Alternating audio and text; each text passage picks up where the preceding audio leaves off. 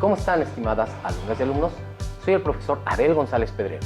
Nos encontramos nuevamente con ustedes en esta sesión de Aprende en Casa 2 de la asignatura de Matemáticas de primer grado. Les recuerdo que soy la profesora Elizabeth Orozco y estamos muy contentos de estar nuevamente con ustedes para dar continuidad a la lección anterior, en la cual aprendimos cómo realizar operaciones con números positivos y negativos. Como lo dijo la profesora Elizabeth, estamos muy emocionados de estar con ustedes y esperamos que se encuentren muy bien en casa y que estas lecciones les sirvan para darse cuenta que las matemáticas son interesantes y divertidas. Antes de comenzar, es importante mencionar que al resolver un problema matemático es fácil confundirse si no llevas un orden. Para evitar que esto suceda, les compartiremos estos sencillos pasos que les permitirá tener una mejor comprensión para la resolución de cualquier problema. Número 1. Lo primero que debes hacer es leer con detenimiento para analizar el problema y comprender tanto el contenido como la pregunta. Número 2. De este análisis, debes extraer y escribir en tu cuaderno los datos que te permitan llegar a una solución satisfactoria. 3. Con los datos, hacemos un planteamiento numérico, eso sí, con claridad y limpieza. 4.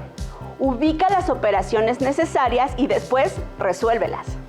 Número 5. Una vez resueltas las operaciones, escribe la solución y no olvides anotar las respectivas unidades. ¡Excelente!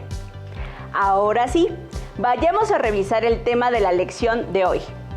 En esta lección, reflexionaremos acerca del uso de los números con signo, aplicados en la resolución de situaciones problemáticas en diversos contextos cotidianos. Bien, preparemos nuestros materiales. Vamos a utilizar para esta clase nuestro cuaderno de matemáticas u hojas para escribir, lápiz y goma, colores, regla y, por supuesto, su libro de texto de matemáticas. Anoten dudas, inquietudes o dificultades que surjan al resolver los problemas planteados en esta lección. Verán que muchas dudas podrán irse resolviendo al reflexionar sobre los problemas que iremos mostrando durante la clase y posteriormente podrán utilizar su libro de texto como apoyo para consultar las dudas que hayan quedado. Abel, a propósito del tema que estudiaremos hoy, fíjate que durante esta contingencia sanitaria, uno de mis alumnos me envió un video con un problema que no sabe cómo resolver y me parece que para esta revisión queda perfecto. ¿Qué les parece si vemos el video y resolvemos el problema en equipo? ¿Sabías, Emma, que el cormorán imperial es un ave que vive en la Patagonia, tanto del lado chileno como del argentino? Son pájaros monógamos, es decir, que tienen una sola pareja durante toda su vida. Viven en colonias y se alimentan de peces y moluscos. Pero lo más interesante de estas aves es que para pescar se pueden sumergir hasta 50 metros bajo el mar. ¡Qué interesante, Mateo! Resolvamos el siguiente problema sobre esa ave. Un cormorán vuela a 8 metros sobre el nivel del mar y para pescar se sumergió 13 metros. ¿Qué distancia hay entre la altura de su vuelo y su inmersión? Bien, para resolver este planteamiento usaremos la recta numérica, ubicando los datos que tenemos de la siguiente manera. Como saben, para encontrar la distancia entre dos puntos en la recta numérica, debemos obtener la diferencia que hay entre estos. Para ello, debemos plantear la siguiente operación. El 8 positivo corresponde a la altura sobre el nivel del mar a la que vuela el ave y el 13 negativo indica la profundidad a la que llegó el ave. Al obtener la diferencia entre estos dos números, estamos realizando una resta de números con signo. Por lo tanto, debemos cambiar el sustraendo por su simétrico. Entonces, al cambiar el 13 negativo por su simétrico, la sustracción de nuestro problema original cambia a una adición. En este caso, el simétrico de 13 negativo es 13 positivo y la operación queda como 8 positivo más 13 positivo y da como resultado 21. Por lo tanto, la distancia que hay entre la altura del vuelo del ave y la profundidad de su inmersión para pescar es de 21 metros. Esto se puede comprobar sobre la recta numérica de la siguiente manera. Como podemos observar, tomamos en cuenta la distancia tanto de vuelo como de inmersión, representadas con una unidad de referencia que es el nivel del mar. Espero que tu alumno haya visto cómo dimos solución al video que te envió. ¿Por qué no vemos un problema nuevo? Abel, las operaciones con números positivos y negativos me hacen pensar en una situación que seguramente conocemos, en donde un grupo de estudiantes decide crear una caja de ahorro muy peculiar, en la cual pueden pedir dinero prestado a la persona que lleva el control del presupuesto, pero con el compromiso de pagar su deuda. Claro, pongámosle nombre a esta persona. Lucía. Para evitar confusiones, Lucía, la alumna que administra, tiene que llevar algún método de registro para tener el control de quienes deben y quienes han pagado. Por supuesto, el tener registrada y ordenada dicha información ayuda a que no haya pérdidas y con ello puedan aprender a administrar su propio dinero.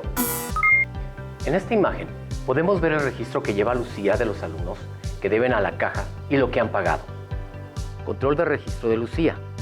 Tenemos una tabla que en la primera fila tenemos lunes, martes, miércoles, jueves, viernes, con un saldo a favor y un saldo en contra. Tenemos también en la primera columna el nombre de Teresa de primero A, Ricardo de tercero C y Josefina de segundo B. El lunes, Teresa debe 8 pesos con 50 centavos. Ricardo de tercero debe 20 pesos con 50 centavos. Josefina de segundo B debe 12 pesos. Martes, Teresa de primero A paga 10 pesos. Ricardo de tercero C debe 15 pesos. Josefina de segundo B debe 8 pesos. Miércoles, Teresa de primero A debe 9 pesos. Ricardo de tercero C paga 11 pesos con 50 centavos. Josefina de segundo B paga 15 pesos 50 centavos. Jueves, Teresa de primero A paga 15 pesos con 50 centavos. Ricardo de tercero C paga 2 pesos con 50 centavos. Josefina de segundo B paga 2 pesos con 50 centavos. Viernes, Teresa de primero A debe 5 pesos con 50 centavos. Ricardo de tercero C debe 8 pesos. Josefina de segundo B paga 3 pesos. Vamos a calcular si Ricardo de tercero C tiene un saldo a favor o en contra. Para ello, planteamos la siguiente operación.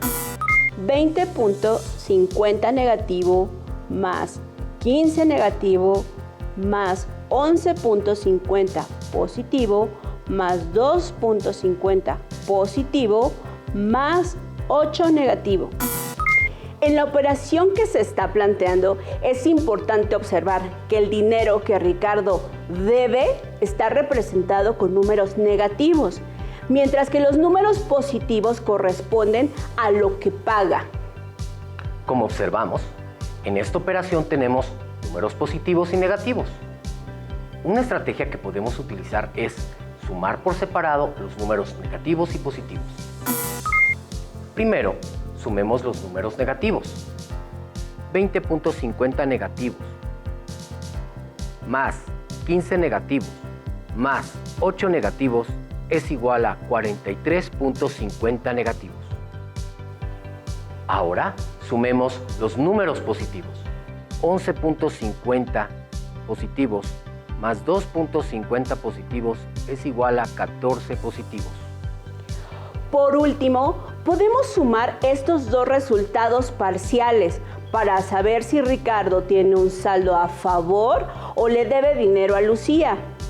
43.50 negativo más 14 positivo es igual a 29.50 negativo. El resultado final es 29.50 negativo. Y si recordamos que estamos hablando de dinero y las unidades son los pesos, entonces Ricardo debe 29 pesos con 50 centavos. Si no llegaron al mismo resultado, puede ser que no hayan colocado correctamente el signo a los números negativos o algún error en operación. Recuerden que cuando sumamos números con el mismo signo, se suman los valores absolutos de los números y el resultado conserva el signo de ambos. Y cuando sumamos números con diferente signo, el valor absoluto del mayor se le resta al valor absoluto del menor y el resultado tendrá el signo del número con mayor valor absoluto. Con este recordatorio que acaba de hacernos la maestra Eli, podemos calcular si la alumna Teresa tiene un saldo en contra o a favor. Hagamos el planteamiento del problema. 8.50 negativo, más 10, más 9 negativo, más 15.50 positivo, más 5.50 negativo. Y sigamos el procedimiento del planteamiento anterior. Así que primero sumamos los números negativos.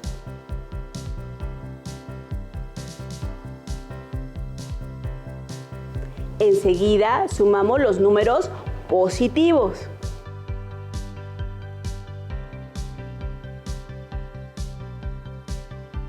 Y como en el ejemplo anterior, por último sumamos los resultados parciales. 23 negativo más 25.50 positivo es igual a 2.50 positivo. No olvidemos que este resultado representa una cantidad de dinero y en este caso Teresa tiene un saldo de 2 pesos con 50 centavos a favor. Abel, ¿en qué otras situaciones se aplican las operaciones de números positivos y negativos? Vayamos a resolver un problema más sobre una situación que viven las personas que usan automóvil en su vida diaria. Durante el primer mes del año, el litro de gasolina subió 5 centavos, el segundo bajó 27 centavos, el tercero bajó 40 centavos y para el cuarto mes bajó 4 pesos con 80 centavos. Si el costo de la gasolina, antes de tener variaciones en su costo, era de 21 pesos con 76 centavos el litro, ¿cuál fue el costo del litro de gasolina durante el cuarto mes del año? Para responder a esta pregunta, nos apoyaremos en la información que encontramos en un libro de texto de matemáticas. Ustedes pueden buscar en su libro de texto el tema resolver problemas de suma y resta con números enteros, fracciones y decimales positivos y negativos y comparar las actividades propuestas, así como la información que aparece. Cuando se tiene una suma de dos números enteros con el mismo signo, se suman los valores absolutos de los números y se conserva el signo en el resultado. Por ejemplo, 2 negativo más 3 negativo es igual a 5 negativo. 8 positivo más 4 positivo es igual a 12 positivo. Cuando se tiene una suma de dos números enteros con signo diferente, se restan los valores absolutos de los números y se agrega al resultado el signo del sumando con mayor valor absoluto. Por ejemplo, 5 negativo más 3 positivo es igual a la diferencia de 5 menos 3, que es igual a 2 negativo, ya que se conserva el signo del 5, que es mayor a 3. 3 negativo más 7 positivo es igual a 4 positivo, ya que se conserva el signo del 7, que es mayor a 3. Resta de números positivos y negativos. Dos números que tienen el mismo valor absoluto, pero que tienen signos distintos, se llaman simétricos. Si A y B son números con signo, la resta de B negativa equivale a la suma A positiva más B negativa, donde B negativa es el simétrico de B positiva. Para dar respuesta a la pregunta, retomaremos lo que acabamos de leer. ¿Cuál fue el costo de la gasolina por litro durante el cuarto mes del año? Podemos representar los datos del problema con una operación. 21.76 costo inicial más 0.05 subió durante el primer mes más 0.27 negativo, bajó durante el segundo mes, más 0.40 negativo, bajó durante el tercer mes, más 4.80 negativo, bajó durante el cuarto mes. Como ya observaron, se trata de una situación donde el costo sube y baja. Por lo tanto, debemos utilizar números con signo, es decir, positivos para representar el costo cuando sube y negativos para representar el costo cuando baja, de la siguiente manera. 21.76 positivo más 0.05 positivo es igual a 21.81 positivo. 0.27 negativo más 0.40 negativo más 4.80 negativo es igual a 5.47 negativo. 21.81 positivo más 5.47 negativo es igual a 16.34 positivo. Debemos aplicar la misma estrategia que en los ejercicios anteriores. Primero sumamos los positivos y luego los negativos. Por último, realizamos la suma de los resultados parciales. De este modo, podemos afirmar que durante el cuarto mes del año, la gasolina tuvo un costo de 16 pesos con 34 centavos por litro. En su libro de texto podrán encontrar otros problemas similares a este tipo de situaciones. Anímense a resolverlos. Abel, para ayudar a nuestras alumnas y alumnos con los problemas que encontraron en su libro, realicemos una última actividad que puede resultarles interesante para fortalecer lo que han aprendido durante las sesiones de Aprende en Casa 2. Me parece muy bien. Se trata de un cuadrado mágico. Cierto, los cuadrados mágicos son divertidos e interesantes. Muchos siglos antes de que los sudokus aparecieran en la Tierra, nacieron los cuadrados mágicos. Una cuadrícula llena de números donde cada columna, cada fila y cada diagonal suman lo mismo. El primer cuadrado mágico conocido fue chino. Les voy a explicar brevemente en qué consiste un cuadrado mágico y el por qué es mágico. Se trata de un cuadrado dividido a su vez en 9 cuadrados iguales. En él debemos colocar números, por ejemplo, del 1 al 9, de tal forma que al sumar los números de cada columna, fila y diagonal, el resultado sea siempre el mismo. En este caso debe ser 15. Vamos a ponernos el reto de resolver el siguiente cuadrado mágico, en el que utilizaremos los números negativos y positivos. ¿Qué les parece si utilizamos del 5 negativo al 3 positivos? Recuerden que al sumar los números de cada una de las filas y columnas y diagonales del cuadrado mágico, el resultado debe ser el mismo. En este caso, la suma debe ser igual a 3 negativo. En la siguiente imagen observamos que ya hay algunos números escritos en nuestro cuadrado mágico. En el cuadrado que observamos, en la primera fila, observamos el primer espacio vacío, después un 3 positivo y luego 4 negativo. En la segunda fila observamos un espacio vacío, después 1 negativo y 1 positivo. En la tercera fila observamos un 2, un espacio vacío y un 0. Ahora, junto con ustedes, cada quien anotaremos los números que faltan.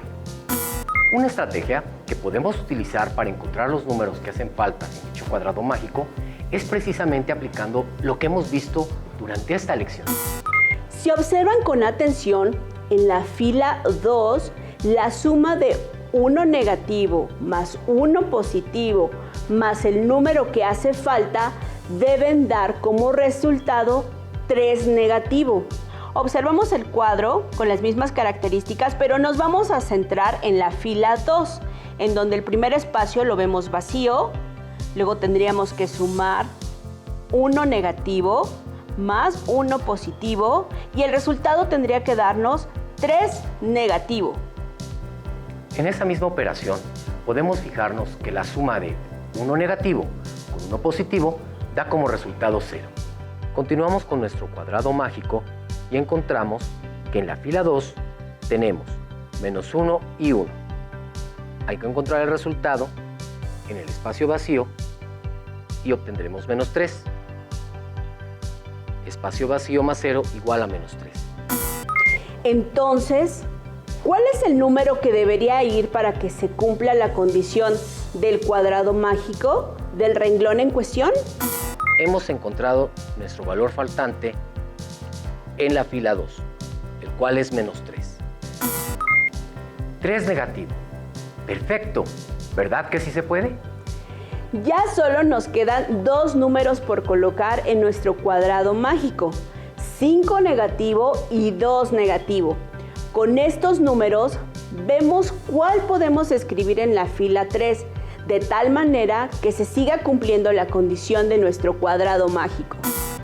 Vamos a la fila 3, en donde vemos un 2 positivo, espacio vacío y un 0. Si observamos con atención, al colocar el 2 negativo y realizar la suma con el 2 positivo y el 0, no se cumple la condición del cuadrado mágico, por lo que únicamente nos queda colocar el número 5 negativo. En la fila número 3, en la columna 2, hemos encontrado el valor de menos 2. Allí obtenemos 2 positivo más 2 negativo menos 0 igual a 0. Como vimos en la diapositiva anterior, el menos 2 no satisface nuestro cuadrado mágico. Entonces optaremos por utilizar el menos 5 en la tercera fila, segunda columna. Y obtenemos 2 positivo más 5 negativo igual a 3 negativo. Entonces sí se cumple la condición. En consecuencia, el número 2 negativo se escribe en el espacio del primer renglón y así concluimos con el ejercicio. Como podemos observar, nuestro cuadrado mágico ha quedado resuelto. En la primera fila queda 2 negativo, 3 positivo, 4 negativo. Segunda fila, 3 negativo, 1 negativo, 1 positivo. Tercera fila, 2 positivo, 5 negativo y 0. ¿Se fijaron que en esta operación encontramos 2 números que son simétricos? Correcto. El simétrico de 1 negativo es 1 positivo y al sumarlos el resultado es 0. De ahí entonces el número que se debe escribir en el espacio vacío y para que se cumpla la igualdad es el número 3 negativo. Como hemos visto en este y en los programas anteriores, los números positivos y negativos se pueden utilizar para describir distintas situaciones de nuestra vida cotidiana. Por ejemplo, los negativos se emplean para representar temperaturas muy frías, mientras que los positivos para representar temperaturas más cálidas. En el caso de los bancos o en la administración de un negocio, los negativos representan pérdidas de dinero y deudas, mientras que los positivos representan los ingresos y ganancias. En esta clase han aprendido a resolver problemas con contextos cercanos, mediante la representación de los datos numéricos positivos y negativos. También a identificar el uso de estos números en su vida cotidiana. Todo esto lo podrán aplicar en la resolución de otros problemas de matemáticas y en otras asignaturas, así que no se olviden de ello. Recuerden que en su libro de texto pueden buscar el tema visto en este programa y hacer los ejercicios propuestos en él. Les dejamos el reto de que ustedes, por su lado, completen otro cuadrado mágico, utilizando los números del 7 negativo al 1 positivo, y en donde el resultado en cada fila, columna y diagonal debe ser igual a 9 negativo. Listo, terminamos, pero aún nos queda mucho por explorar y descubrir. Así que nos vemos pronto aquí, en Aprende en Casa 2. ¡Hasta la próxima!